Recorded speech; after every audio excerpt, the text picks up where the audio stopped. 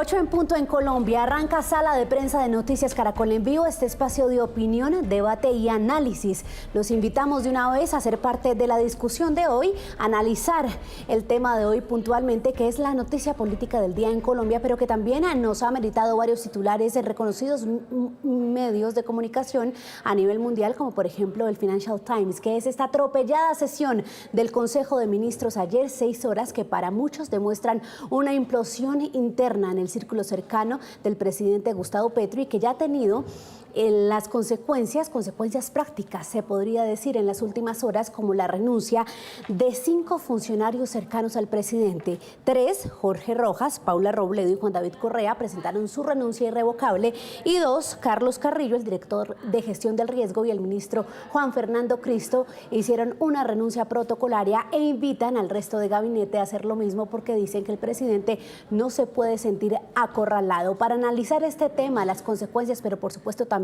lo que sucedió ayer a lo largo de esas 6 horas, saludo hasta ahora a los invitados en Sala de Prensa. El panel de hoy es Camilo Granado, ex consejero presidencial y analista político. Camilo, un gusto. Es el feliz año aquí en Sala de Prensa. Bienvenido. María Camila, buenas noches. Muchas gracias por la invitación. Encantado de estar con ustedes hoy. A usted, gracias por aceptar la invitación. Bueno, arranquemos entonces. Con usted me interesa mucho tocar un tema. Yo creo que a los usuarios también, que ya están empezando a interactuar con nosotros, les interesa mucho saber si es normal que este tipo de diferencias se presenten en un Consejo de Ministros. Contémosle a los usuarios que usted pudo participar de varios consejos de ministros. Sí, no es usual y normalmente hay una cosa que es un principio fundamental, y es que el presidente es efectivamente el jefe de gobierno y el jefe del Estado, y por lo tanto designa libremente a sus colaboradores sin tener que pedirle, entre comillas, permiso a nadie. Entonces, lo que es usual es que si alguien tiene una diferencia absoluta con otro miembro del gabinete, pues o toma la decisión de renunciar o se queda callado, pero no puede reclamarle al presidente por el nombramiento de una persona, porque está en su fuero presidencial escoger a quién quiere él que lo acompañe en cada una de esas posiciones. Los ministros no es una junta directiva que deciden a quién nombran en tal parte o en tal otra. El presidente tiene la capacidad constitucional y legal de escoger a sus colaboradores. Entonces, este tipo de situaciones es totalmente atípica, más allá de que como se ha dicho ya varias veces, los consejos de ministros normalmente son a puerta cerrada y no se transmiten, porque se tocan temas de interés nacional y tienen un carácter reservado. Pero aún en un consejo de ministros no televisado, pensar que un ministro le va a plantar cara al presidente de la República, decirle, y yo no puedo aceptar que usted nombre a fulano de tal, pues es totalmente, digamos, loco. Realmente no entra en la cabeza de nadie. Insisto, el ministro que está descontento con la escogencia que es el presidente, cortésmente, delicadamente y firmemente presenta su renuncia y se retira. Sí. Sí, es que no puede aceptar esa convivencia. Ya vamos a ahondar en ese punto, que es muy interesante, porque se suma a esta hora nuestro siguiente panelista, que es Juan Carlos Flores, que de hecho nos ha acompañado durante toda esta jornada a analizar lo que va pasando, porque, Juan Carlos, hay desarrollos, ¿no? Varias renuncias del círculo cercano del presidente. Bienvenido a Sala de Prensa. María Camila, buenas noches. Un saludo también para Camilo y para todos sus internautas y televidentes. ¿Cómo ve las renuncias que se han presentado, que muchos califican pues eran de esperarse después de tremendo episodio que usted mismo nos ha ayudado a analizar desde muy temprano aquí en Noticias Caracol, Juan Carlos?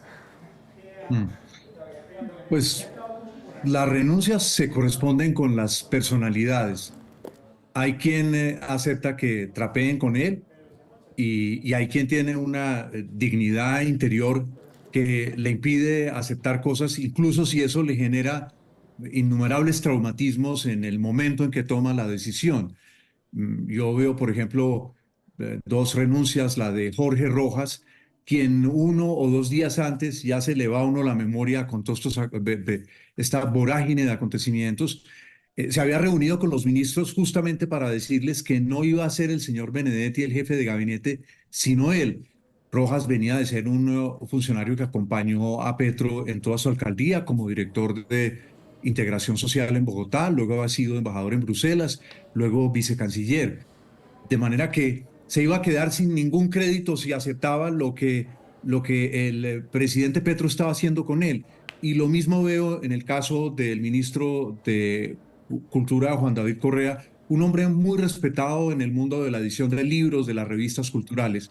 Pero si volvemos a rebobinar a esta hora de la noche, yo lo que siento es que seguimos dejando que los memes y las anécdotas nos cieguen frente al hecho verdaderamente grave. Y es un presidente de la República que en menos de una semana ha producido 3 hechos de una inmensa gravedad que nos dicen a las claras que ha perdido el rumbo, que es una brújula que no puede marcar norte, que ha perdido la capacidad de comprender lo que está ocurriendo no solamente en el país, sino en el mundo. Uno, los insucesos que estuvieron a punto de dinamitar las relaciones entre Estados Unidos y Colombia y que requirieron de un trabajo de hilado muy fino que dejó a un lado a Petro para que se entendieran directamente funcionarios que no querían y colombianos que no querían esa ruptura, con personas que en Washington entendían que iba a ser una cosa tremenda si un país que ha sido aliado durante más de un siglo en las buenas y en las malas de Estados Unidos iba a ser sacado así de esa manera en esa ruptura brutal. Luego, la revelación por parte del presidente de un operativo que iba a realizar el Ministerio de Defensa contra el ELN.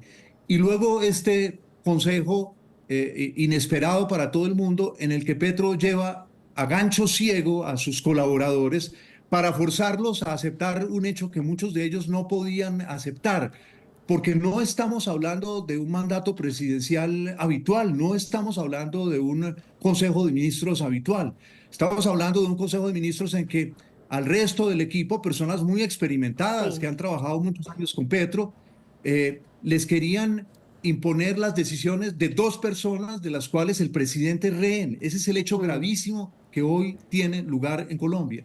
El presidente es rehén de 2 personas, de una señora que va a la Cancillería sin mayor experiencia, en la turbulencia mundial más grande en relaciones exteriores desde la Segunda Guerra Mundial. Sí. No ha habido una turbulencia de esta gravedad. Y la segunda persona, una persona que es un representante de los peores vicios de este país, Mm. pero que hace lo que le da la gana en este gobierno, le pega a la mujer, no le pasa nada. Habla de que el presidente le recibió a los Torres 13.000 millones de pesos y no le pasa absolutamente nada. Entonces, los hechos ante los que estamos son de una gravedad tal y pueden generar en las próximas semanas tamaños dislocamientos para Colombia y todos los colombianos que esto Juan amerita Carlos. este paso que estamos dando. Claro, por eso queremos analizar la situación, Camilo, y lo que dice Juan Carlos nos lleva a un punto muy importante y es sobre lo que está pasando en el círculo más cercano del presidente, porque mucha gente, de hecho en redes sociales lo dicen, que llama la atención que el presidente hizo una defensa férrea de Benedetti ayer, pero no de Laura Sarabia, que se supone ha sido siempre su funcionaria fiel, como él mismo la calificaba. ¿Por qué será que esa balanza de favoritismos ha cambiado en el círculo del presidente? ¿Qué le dice eso, Camilo? Pues yo creo que el punto es que la situación de Benedetti y el papel de Benedetti como jefe de gabinete, jefe de despacho, como se quiera llamar ahora, lo que era antes el secretario general de la presidencia, es un papel mucho más relevante para todos los demás ministros que el el papel de la canciller. La canciller finalmente pues tiene un espacio acotado de responsabilidad y de competencias finalmente para muchos que no estaban contentos con Laura Sarabia, pues les parece fantástico que ella ya no esté en la jefatura de gabinete o en la Secretaría General de la Presidencia de la República. Pero lo que pasa es que pasaron, como dirían, de Guatemala a Guatepeor, porque se quitaron de encima a Laura Sarabia y ahora resulta que les van a imponer a Armando Benedetti. Entonces yo creo que la necesidad de que los ministros acepten la nueva posición y el nuevo rango de poder efectivo que va a tener Benedetti era una prioridad mucho más grande que finalmente aceptar que a Laura Sarabia la hayan nombrado canciller a pesar de no contar ni con la experiencia ni con los quilates y el peso de la cola, si me permiten la expresión, que se requiere para asumir la diplomacia internacional en una coyuntura tan compleja como la estamos viendo en este momento. Juan Carlos, hay un tema clave aquí que ha sido lo que uno escucha mencionar sobre la situación, y es que la ropa sucia se lava en casa y por eso esto termina siendo un show, un espectáculo como lo que hemos visto en las últimas horas con varios desarrollos. Pero ¿no será que es válido que una ministra como Susana Muhammad, que lleva acompañando mucho tiempo este proyecto político, plantee esa diferencia y diga, pues, presidente, si Benedetti está acá, yo no puedo estar acá? Y no, como decía Camilo al inicio del programa, como que un ministro no debería hacer eso, sino simplemente, si no lo comparte, pues retirarse, pues se lo manifieste al igual que los demás, para que el presidente logre de pronto analizar el tema o entrar en razón sobre esa decisión. Nosotros tenemos en estos momentos uno de los problemas institucionales más graves de la historia contemporánea de Colombia.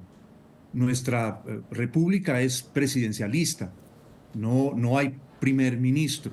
El presidente, como pues todos lo sabemos, pero a veces es bueno recapitular, une en su figura tanto la característica de jefe de Estado como de jefe de gobierno. Y ese sistema nuestro no prevé de manera tan clara qué pasa si el jefe del Estado y el jefe de gobierno no están a la altura de sus tareas, y si ese jefe de Estado y jefe de gobierno decide jugar un rol irresponsable, un rol para reventar el juego, pero no para construir un nuevo juego. Esa es una situación de inmensa gravedad que no está, porque se prevé en Colombia un juicio político, pero todos sabemos que la comisión de acusaciones es un antro completamente corrompido, al que van no los políticos más brillantes, sino aquellos que quieren muñequear con el gobierno. Y yo lo que siento, yo veo la angustia de personas como la señora Muhammad, como la señora vicepresidenta, como el señor Bolívar, que sienten que esto se está saliendo de las manos. Es que no olvidemos, tenemos un presidente que no solamente es errático, sino que parte de su comportamiento, y como es una figura pública, hay que discutirla. Una persona que no asume las responsabilidades del cargo, una persona que no llega a tiempo a las reuniones, una persona que está tomando decisiones de una manera completamente irresponsable. Hagamos una rápida comparación con una figura a la que él ha visitado, que es la actual presidenta de México, la señora Sheinbaum. Comparemos la intervención de la señora hace 2 días con este circo, una mezcla de Cantinflas y de Joker, el que fue protagonista de esta película hace 4 o 5 años, se me escapa hace cuánto. La diferencia profunda. La señora Sheinbaum defiende la soberanía de su país, pero tiene puentes para llegar a acuerdos con Trump y evitar el peso de los aranceles elevadísimos que Trump le está imponiendo a su país. Lo mismo hace Lula, lo mismo hace el hombre que está saliendo, además, primer ministro de Canadá, el señor Trudeau, hijo. Entonces, yo quisiera subrayar una y otra vez eso. No estamos ante una de las salidas a lo Bucaram, no estamos frente a eso. Estamos frente a riesgos inmensos ante el país. Recordemos esa noche esa madrugada y ese día y esa noche del trino de él sobre Estados Unidos y el gobierno del señor Trump. Eso requirió, vuelvo a subrayarlo, como lo dije hace unos momentos, de un trabajo delicadísimo del canciller, de personas amigas de Colombia dentro del Departamento de Estado, de empresarios de los Estados Unidos, del embajador en Washington, el señor Daniel García Peña. Entonces, el agravamiento de esto va a significar muchos problemas más para Colombia. De manera que yo creo que el asunto que nos toca a nosotros discernir, los tres aquí o los dos, gracias a su invitación, contribuir a discernir es cómo se sale de ese embrollo cuando el país se derrumba y el presidente está de rumba. Ah, esa rima le salió con rima y todo, Juan Carlos. Ese es el objetivo, intentar llegar a discernir estos asuntos tan complejos y más las implicaciones que tienen para el país. Antes de ir a ese punto de las reflexiones y las conclusiones, quiero preguntarle, Camilo, que le dice a usted lo siguiente, y es que ya se confirmó entonces, como lo vimos al cierre de nuestra misión, que Angilisset Rodríguez, mano derecha del ministro de Salud Guillermo Alfonso Jaramillo, será la nueva mano derecha del presidente Gustavo Petro. Estamos viendo su experiencia allí en pantalla, tiene experiencia como contratista en el Ministerio del Trabajo, la Contraloría, también fue asesora en el Senado y después llegó al despacho de Guillermo Alfonso Jaramillo. Él fue de los que estuvo bastante callado ayer, no le escuchamos la voz. Camilo, ¿qué puede decirnos esto sobre cómo el presidente va moviendo esas fichas? Y ya ahora mire que Guillermo Alfonso Jaramillo, férreo defensor, acuérdese de esos polémicos audios en los que dijo que no importa lo que tengamos que hacer con el presidente hasta el final, pues ahora llega y pone a su asesora de confianza en el DAPRE. Sí, esto es parte de la recomposición y yo creo que vale la pena mirar con cuidado qué es lo que está pasando al interior del pacto histórico y del gobierno nacional. Hay por un lado, pues, una crisis evidente con algunos de los históricos, digamos, con algunos de los líderes más comprometidos de la Colombia humana y del presidente y que han sido seguidores y apoyadores del presidente Petro desde hace mucho tiempo. Entonces, el caso de Susana Muhammad, de Gustavo Bolívar, del director de la UNP, en fin, hay una serie de elementos que son muy claramente, digamos, de la vieja guardia petrista, que se sienten incómodos en este momento y que el presidente está dispuesto a, entre comillas, sacrificarlos para mantener su apertura hacia Benedetti y me imagino yo, espera él que Benedetti se convierta en ese puente para atraer congresistas en ese proceso totalmente mercantilista y de negociantes entre el Ejecutivo y el Congreso. Pero, sin embargo, hay unos pocos, como es el ministro de Salud, que me sorprende que logre, digamos, colonizar un espacio importante. Él ha sido muy cercano al presidente también, pero poner su ficha en la Casa de Nariño es un triunfo importante para él. Y significa que él va a seguir teniendo una preponderancia y un peso específico en la toma de decisiones en Casa de Nariño, que seguramente será el contrapunteo con el Benedetti desde el ala más, digamos, ideologizada versus la más pragmática de Benedetti. La recomposición de ese círculo, Juan Carlos, ayer el presidente les dijo a algunos ministros que si eran candidatos, pues que se hagan a un lado. ¿Será que esos que tomen esa decisión, más allá de este atropellado Consejo de Ministros y de las diferencias, van a seguir siendo fichas del petrismo si efectivamente llegan a lanzarse para el 2026, sea Congreso o a presidencia? Eso no es fácil pronosticarlo. La pseudociencia de los pronósticos trae siempre unos muy ingratos resultados y los pseudopronosticadores siempre los ocultan después y seleccionan hábilmente aquello que sí por chiripazo. Que sí pasó. Sí, el sí. chiripazo. Pero se lo pregunto por lo siguiente, ¿será que en verdad Sí, sí, sí. ¿Será que Le estas voy a... diferencias llegan al punto de apartarse del Ejecutivo, que tiene claramente una fuerza diferente y especial al momento de estar armando su camino hacia las próximas elecciones? Yo creo que si una persona es un traficante de la política, le importa un pepino. Le importa un pepino porque los traficantes de la política no tienen ningunos 10 mandamientos. Su objetivo es conectarse a la vaca lechera del Estado y ordeñarla por todos los medios, con todo tipo de contratos por todos los lados.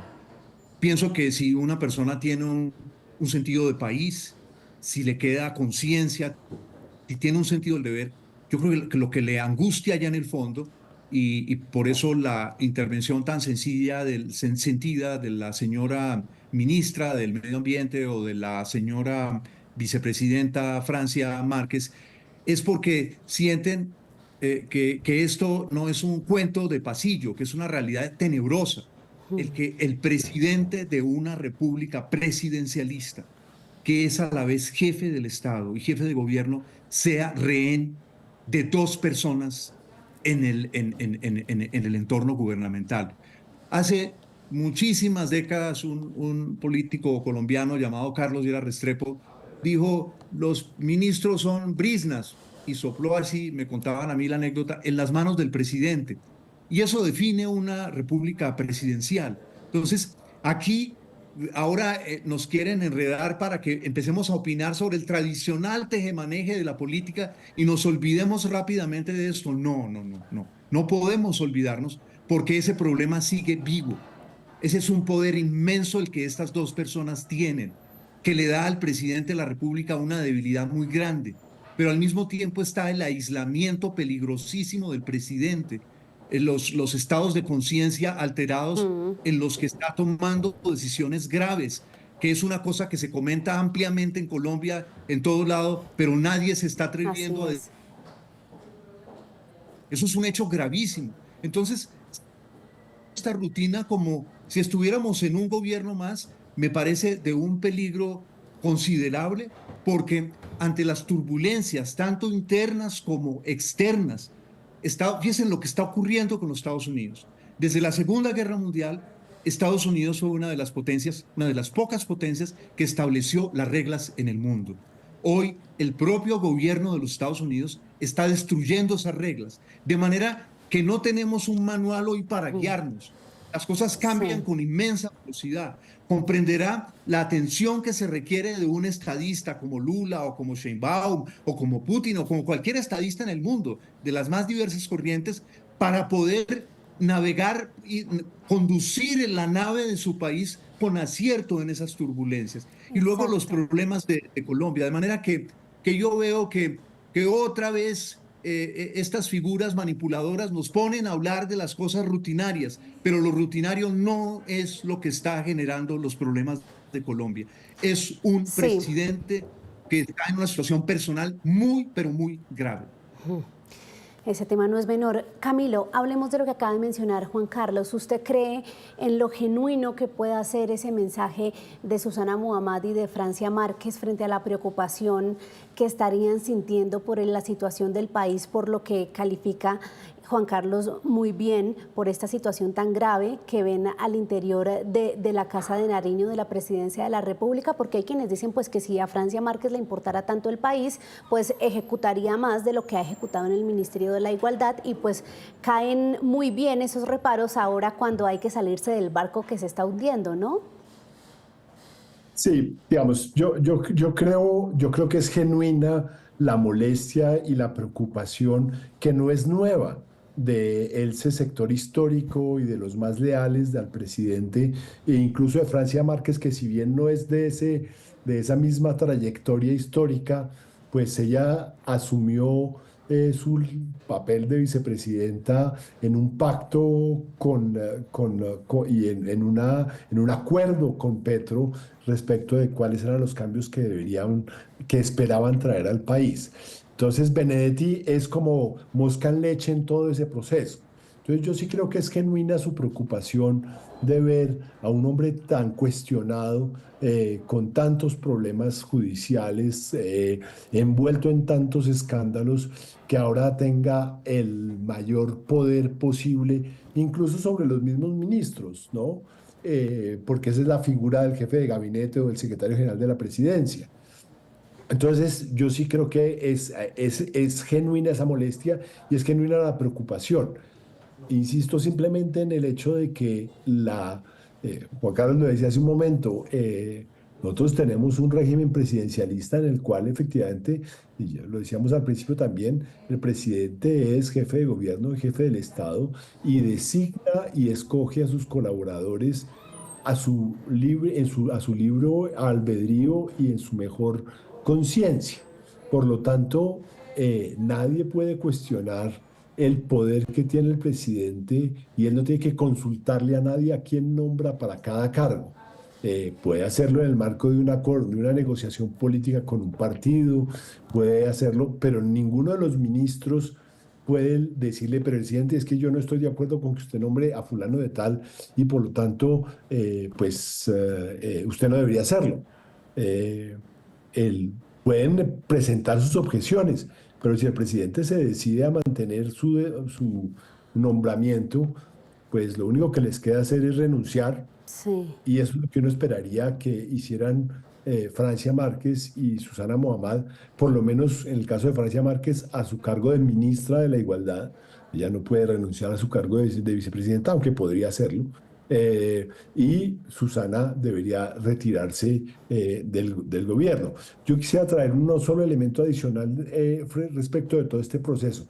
A mí me parece interesante ver cómo en medio de todo esto, y estoy de acuerdo con Juan Carlos, que no estamos ante un estadista, sino ante alguien que está buscando navegar las aguas, no de la próxima generación, sino de la próxima elección.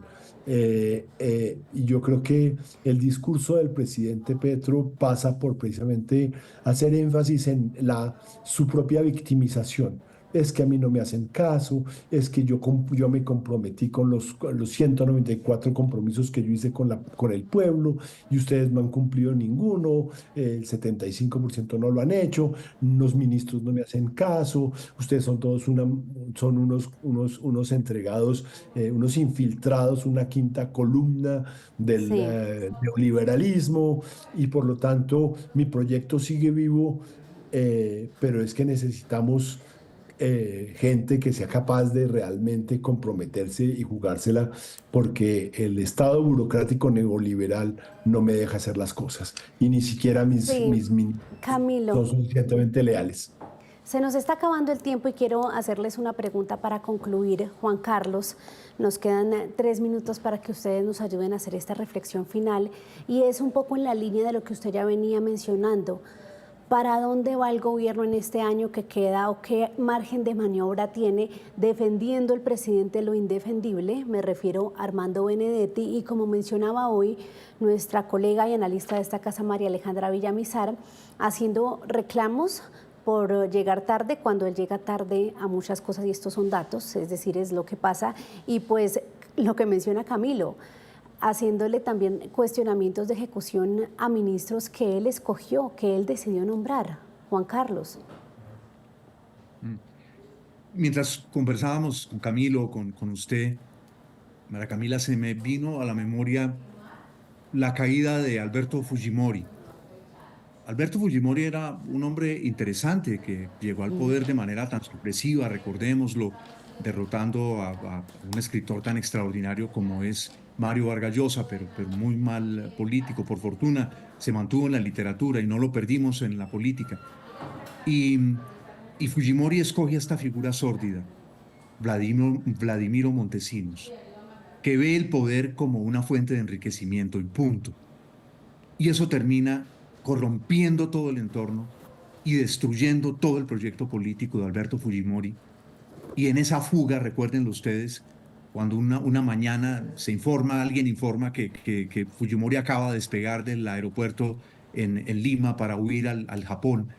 Eso estuvo precedido, recuérdenlo, tal vez fue América Televisión la que publicó el video de Montesinos recibiendo plata en su oficina de director de inteligencia. Ese es un peligro muy grande hoy en Colombia. Claro.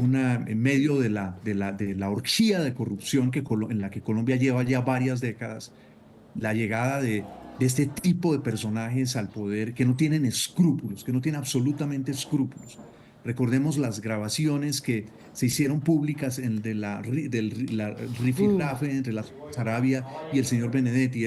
Todo eso era de una sordidez, todo eso hedía, de manera que para mi inmenso dolor, y estos días yo me he sentido, y se los digo con toda franqueza, tremendamente compungido, porque yo creo que el servicio público lo puede ennoblecer a uno, pero si hay Mm, grandes propósitos, si el único propósito es robarse el país, el final de sí. este gobierno puede ser muy triste, puede ser muy fujimoresco. Bueno, hagamos esa conclusión, Camilo. Discúlpeme la solicitud de la brevedad porque se nos acabó el tiempo, sobre lo que puede ser, como bien describe Juan Carlos, el final de este gobierno con el panorama y con lo que acabamos de ver, que sí tiene su toque de extravagancia. Muy rápidamente, yo creo que se avecinan 16 meses terribles para el gobierno y para el país. Un país en medio de una crisis fiscal inmanejable, una crisis de orden público, una crisis de legitimidad política, una crisis de ejecución y de gobernabilidad, y un entorno exterior cada vez más complejo y cada vez más difícil, como lo veíamos y lo mencionaba Juan Carlos, con el presidente de los Estados Unidos pateando el tablero de las instituciones que los Estados Unidos mismos dirigieron y construyeron hace 70 años. Entonces, la situación es muy difícil y yo creo que serán 16 meses muy turbulentos para Colombia, y en el cual vamos a tener un gobierno eh, patinando, haciendo campaña y no enfrentando las durísimas realidades que vamos a tener que enfrentar todos los colombianos. Y eso es quizás lo que nos tiene también tristes, como menciona usted, Juan Carlos, que es la democracia, el Estado de Derecho, la función pública, con un panorama que muchos coinciden no es alentador. Con estas reflexiones cerramos Sala de Prensa, agradeciéndoles a los dos por habernos acompañado y muy seguramente con la promesa de una próxima cita para continuar analizando este tema. Gracias, Juan Carlos. Gracias, Camilo. Muchas gracias, Ana Camila. Carlos, feliz noche, que estés bien. Lo mismo. Feliz noche para los dos y para ustedes, los usuarios de Noticias Caracol en Vivo. Quédense conectados porque pasamos ahora a la información económica. Llega Signo Pesos. Feliz noche.